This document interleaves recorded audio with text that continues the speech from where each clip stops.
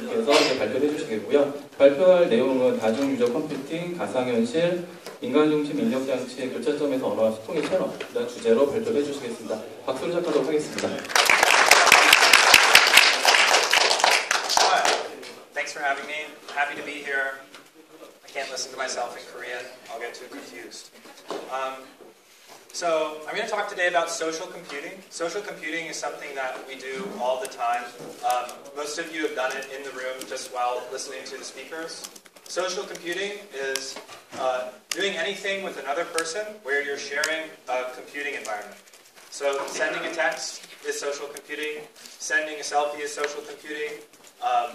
And the only difference between computing and social computing is that there's another person. So the people playing solitaire in the back, they're just computing, they're not doing social computing.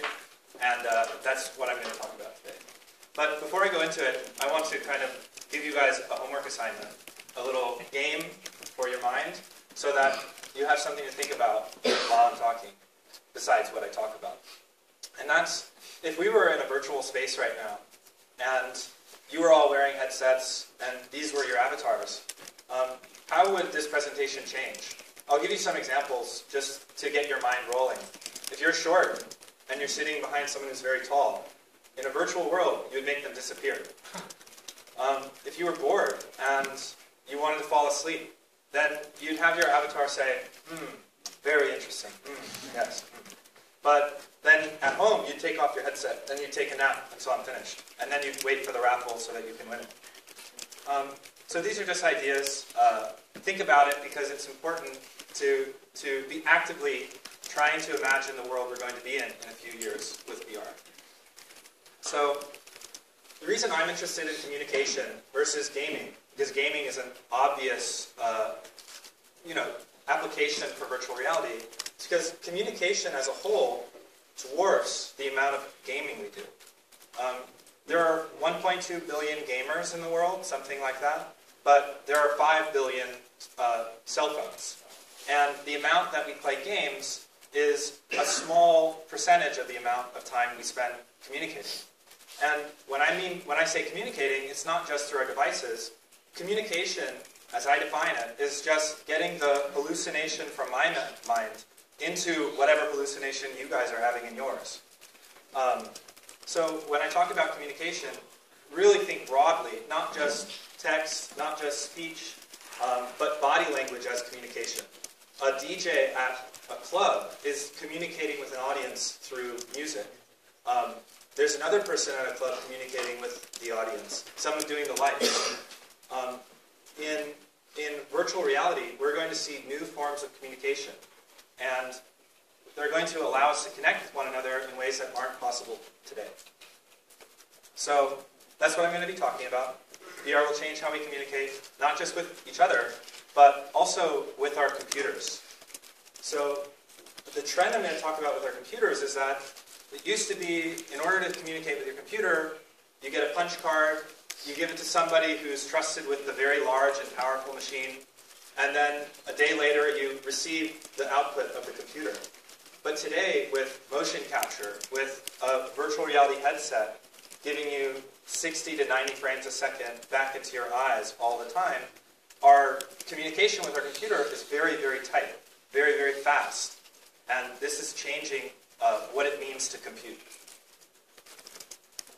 So let's talk about communication in bite-sized pieces, in very small bits. We communicate whatever we understand in our minds. So we have to answer a question, how do we understand? I'm going to borrow some ideas from somebody who's very smart, named Brett Victor, and I stole some of his slides. So if he watches this online someday, sorry, please tweet at me. Let's talk about two experiences and how we as humans will perceive and understand them. The first is eating an orange. If I have an orange in my hand, I can feel the texture. I can smell the citrus as I peel it open. I can even hear the little spritz of juice coming out. I can obviously see it and I can taste it. I know where the orange came from. This first row of modes of understanding as a human, they're like input devices to the computer that is my brain. Another example of how we understand is in how we ride a bicycle. So you can talk all you want about how to ride a bicycle, but you won't understand how to ride a bicycle until you ride one, until you take off the training wheels and get down the street. That's an inactive form of understanding how to ride a bicycle.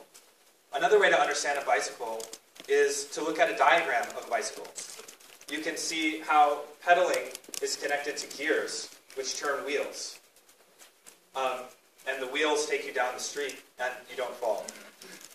A third way to understand riding a bicycle is through physics equations that describe how much force you apply on the pedals, how much that turns the wheel, what their angular velocity is, and depending on the friction on the surface between the wheel and what you're riding on, how fast and how far you're going to go. So these two rows are two ways to explain how we understand things as humans, but these are two explanations in a huge variety. There are many, many more explanations. And we don't really have any great singular explanations. But the point I want to make by bringing these two examples up is that these took millennia for us to develop as humans. These are not things that came into our existence 500 years ago or even 5,000 years ago. These are things that took, as I said, millennia for us to get to.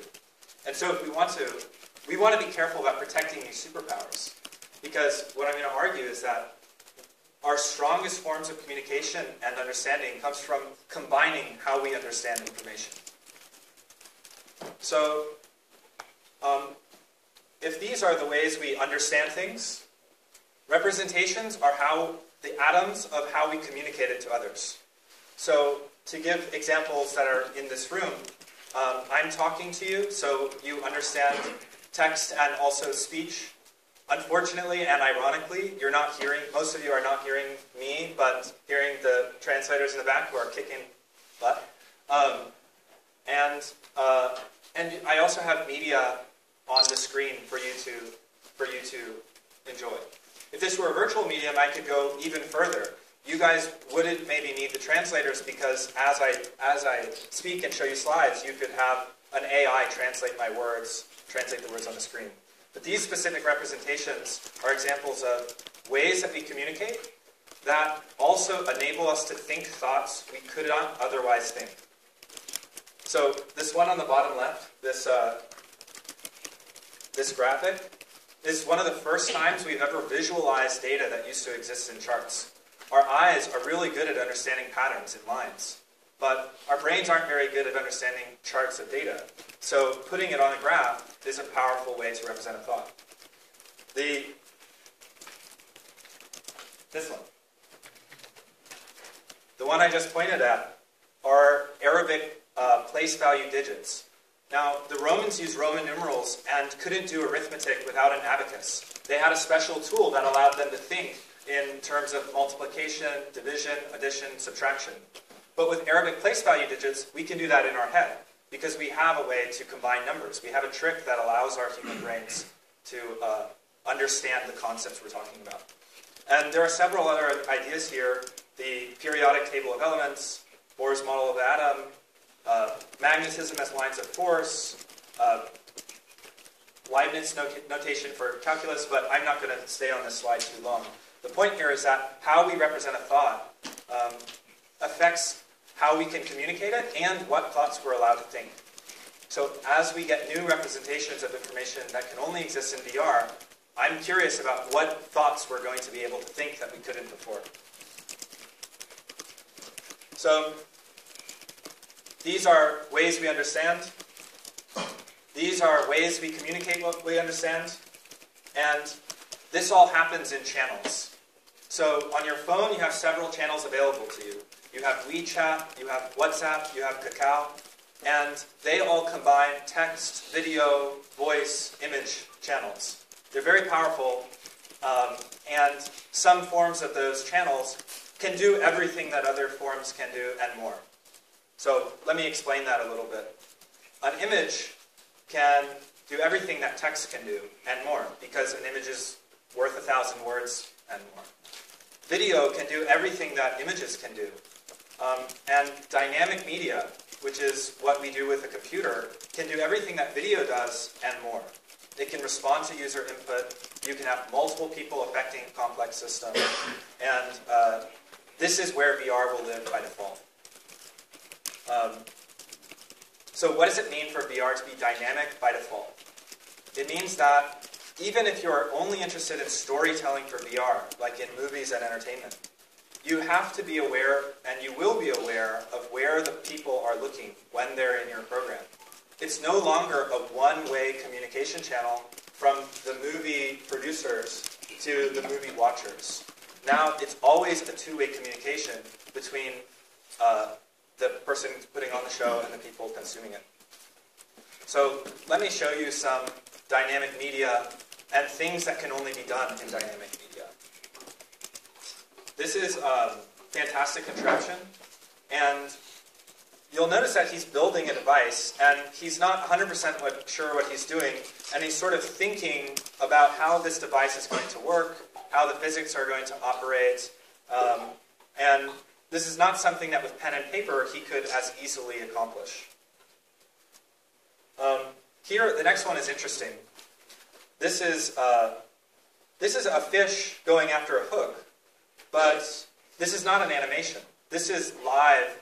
The little bit on the right side of the screen is the avatar of the animation. So when he, let me refresh this. When the fish hook drops down and the fish jumps back, that's actually a human trying to communicate an emotion with the audience that he couldn't do with animation, because the hook may be not controlled by him.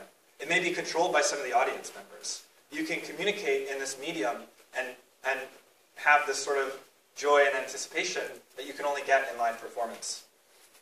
And the last example of this sort of native media or native art in the dynamic medium is with a music program. Unfortunately, I don't have the audio for this clip. But what's happening here, every time you see the screen flash orange, the code for the music-making program changes, and the audience hears the change. So if this were working, what you'd hear is a concert being prepared and delivered by a programmer in real time. This is interesting because usually when we program, the result of the activity of the programming, let me backtrack. When you program, typically what we want is what you get afterward, a big block of text.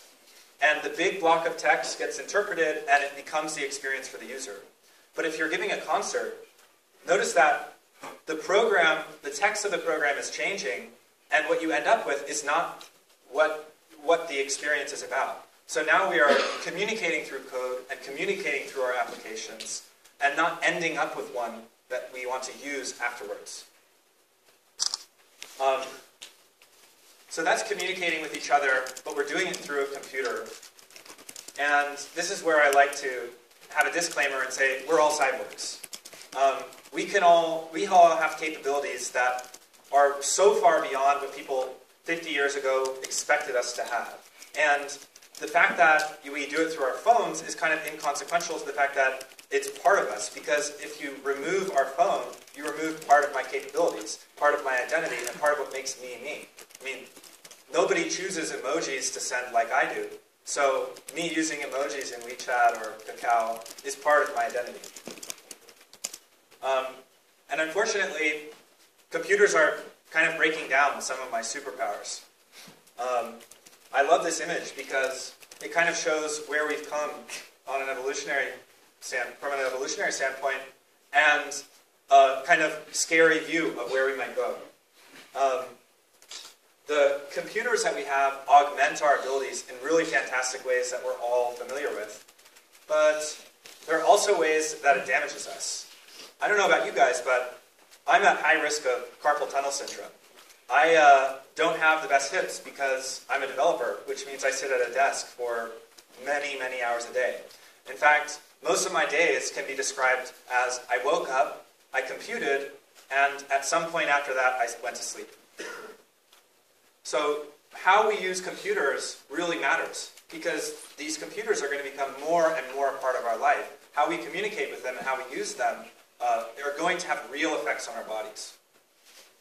So how is VR going to help or hurt us? Well, for one thing, the keyboard and the mouse are finally not good enough for what we want to do anymore. VR is going to require new input devices, and I'm going to show a few of them to you right now. These are 6-degree freedom trackers. They allow you to do simple actions with digital buttons, because there's not very many. But it also gives you way more analog freedom than a mouse does. A mouse has 2 degrees of freedom along the table, and a third if you count the trackball in the middle. But with 6-degree freedom trackers, you automatically get this range of motion. You automatically get the ability to move around, and now you're not stuck at a desk. This is really wonderful. And if they're ergonomic, that's even better, because I don't want any worse carpal tunnel than I already have. This is a leap motion. I'm sure a lot of you have seen this. The thing I want to point out with leap motion is that this doesn't look like a human using a computer. This just looks like a human using their hands. And that's the trend that we're going to.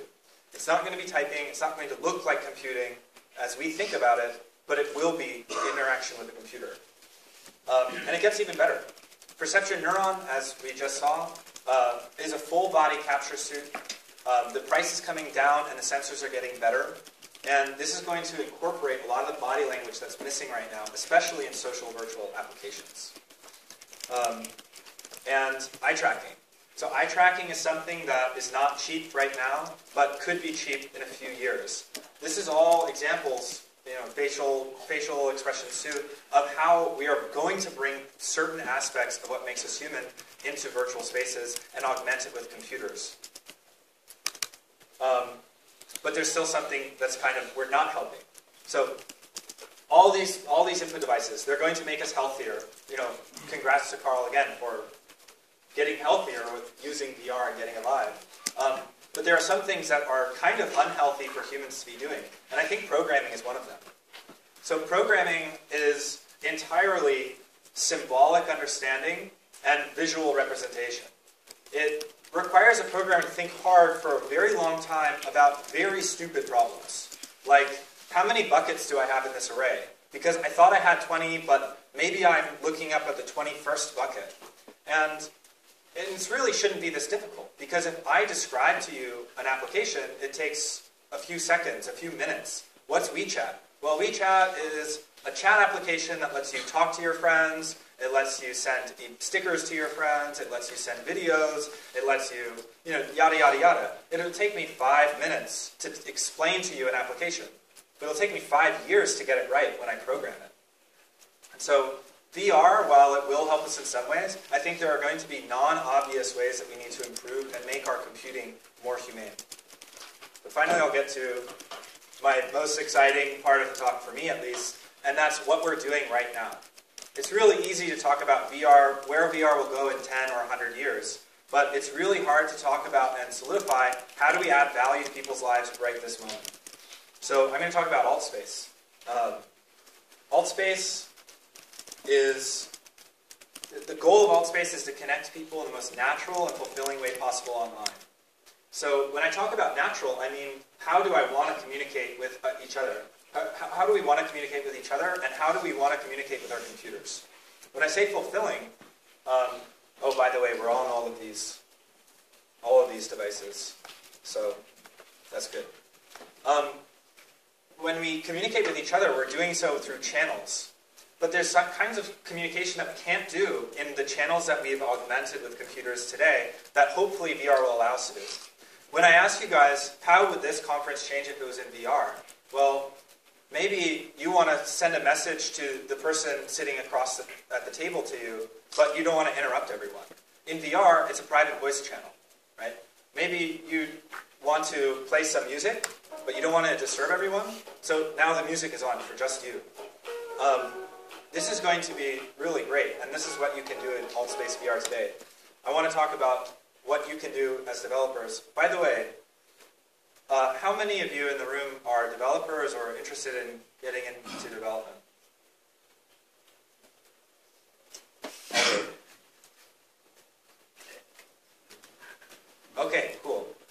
wanted to see how far back I was in the translation. So what AltSpace allows you to do is make holograms that exist online. When I say holograms, I mean images that can be viewed from any direction, images that you can interact with naturally, and images that don't exist just in AltSpace, but exist on your browser, on your mobile phone, and will exist in augmented reality devices when they finally arrive for consumers. So this is a hologram, and it's actually a web page. The code for the web page is blurry and in the back. And what you're seeing right now is a programmer changing the code that creates the hologram and seeing it update live. So this is what our SDK allows.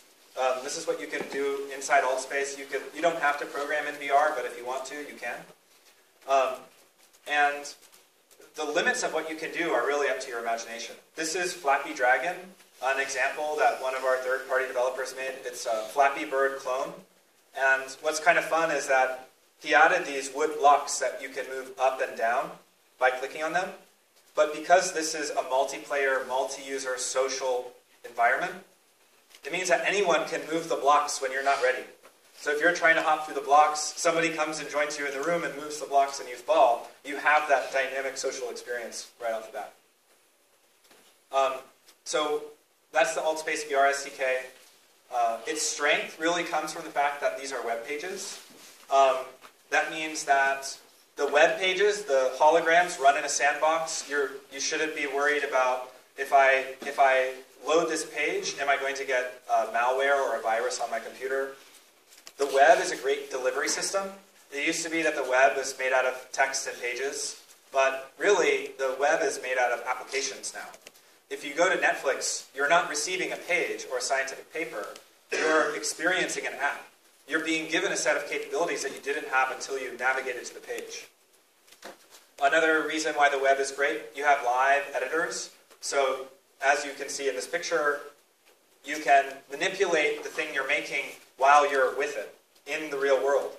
And not to mention, you can do this with other people. So if you both want to go and create something together, you can do so. The web has a great and vibrant open source community, and it's full of open 3D content that is ready for the picking. So if building holograms is something that you're kind of curious about, our SDK allows you to do that and allows you to explore building in VR without having to do avatars, voice over IP, environments. We run on Gear VR, we run on Mac, we run on Windows, Oculus, Vive, and you don't have to worry about any of that. If you want to play with VR and build something, then you should do it on a platform that already exists, and I suggest you use AltSpace. If you're interested, and if you've thought of things that we could do in this room if it were virtual, please contact me. Please let me know. Come talk to me after the show. If you want to build holograms, that's the web page that you do it. If you want to work with us, that's our jobs page. And that's my email in case any of you guys want to be virtual pen pals. Because I really do want to have virtual pen pals. Thank you.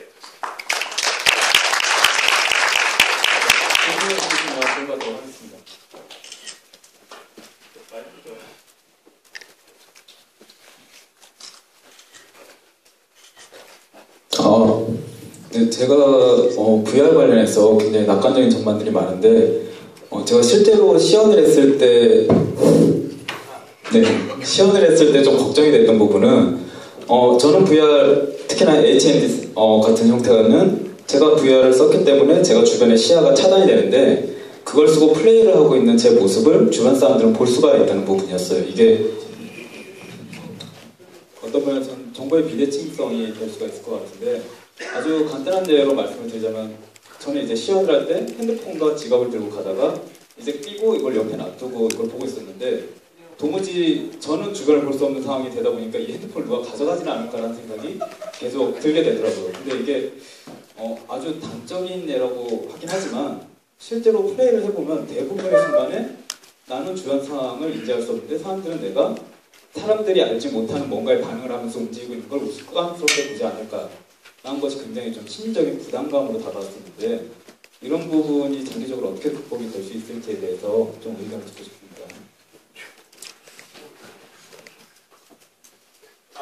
Okay. Well, I look kind of funny even without an HMD, so I can relate. I think that because virtual reality is so new, walking down the street or doing it in a bus or doing it on an airplane, you're going to have a lot of people staring at you. And I don't really do it. I've tried.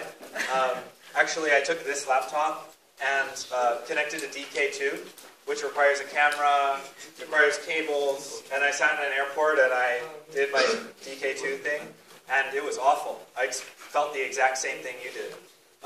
I think that it might not ever be normal to walk down the street with a headset on. Maybe when we have augmented reality, then we'll walk around with some sort of headset, but it won't be this big bulky thing that cuts out our peripheral vision. That said, I think the kind of headsets we'll experience in the future, especially with augmented reality, the software that runs on those headsets will be prototyped in virtual reality. So we have to change the way we do UI. These tabs on this rectangle and the windows into applications and doing stuff like this, they don't make sense in a virtual medium, and I don't think they're going to make sense in an augmented medium. So I hope that answered your question. 네, 다음 질문 또 있으신 분? 네. No. Okay. Yeah.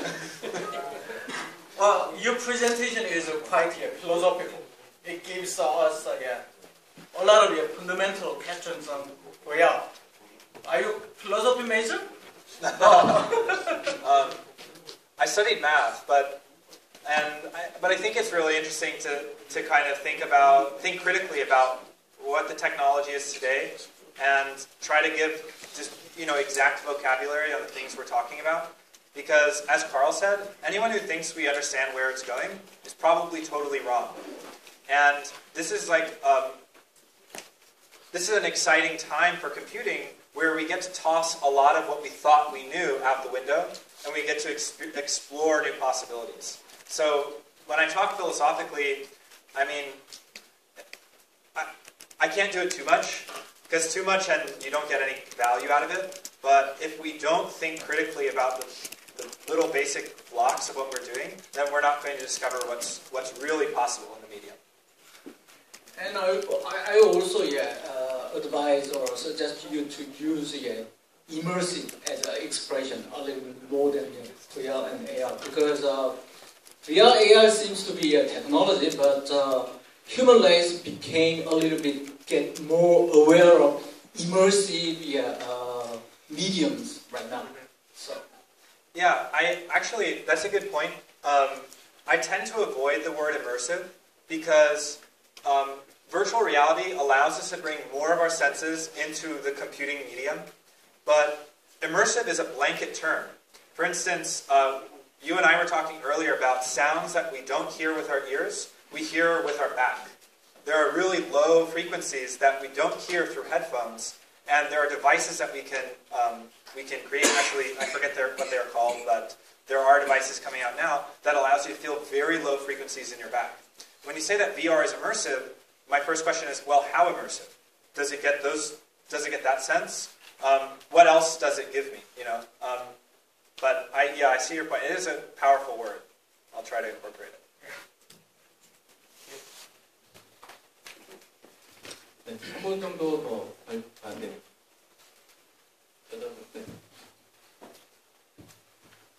Thank you.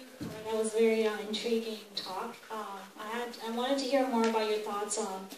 You said you think that virtual reality will change maybe the nature of our thoughts because it represents reality in a fundamentally very different way. And I can't help but be skeptical sometimes about VR making us rely on our senses much more than our physical reality. We're being stimulated visually, and just I think that maybe our critical thinking abilities will not be invoked as much in virtual reality. So what are your thoughts on that? Sure.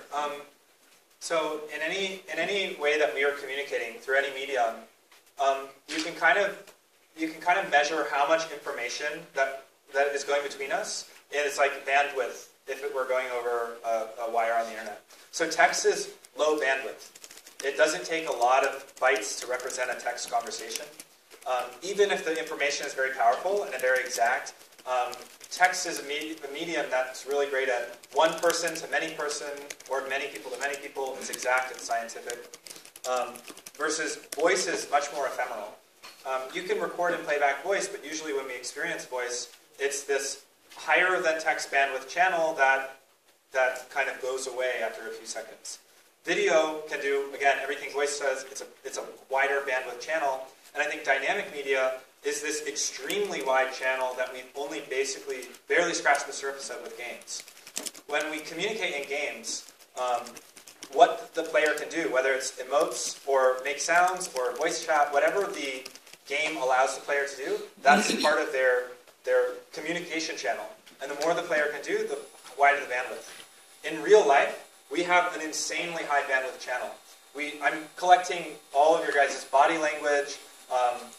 There are potentially each person is collecting information on each person. So real life is a really, really wide bandwidth channel. Oh, it was me. Sorry. And so right now, real life is pretty much the highest bandwidth channel that we have. And it's so much information that we have to tune a lot of it out. We can only focus on one little piece of it at a time. Versus video, we can kind of see the one stream of video. In a virtual medium, I think that we're going to be incorporating more parts of what makes real life high bandwidth, like some body language and things, and some group dynamics and spatial awareness and things like this. But in addition to that, we're going to be able to communicate simultaneously in a way that we can't do today. So right now, if I'm talking, then no one else can really talk without disturbing the group. But in VR, you guys can spam emojis over your head for, I like this thing, I have a question, I don't like this thing. You can send messages to each other. You can bring up video streams. I mean, if I bring up a topic like kittens, and the goal of the room is to decorate this virtual environment in kittens, all 50 of us, or 60 of us, or 100, I'm not very good with big numbers, can fill this room with content in a way we can't do by ourselves on our computers or in real life. And so that's where the bandwidth potential of VR is really, really high. And I think that's where some of the new types of thinking, and especially group thinking, we're going to be able to do. 네, 혹시 마지막 꼭 다 질문해야 되겠다 하시고 계시나요? 네, 일단 이상으로 발표를 마치도록 하겠습니다. 박수 한번 부탁드리겠습니다. 네,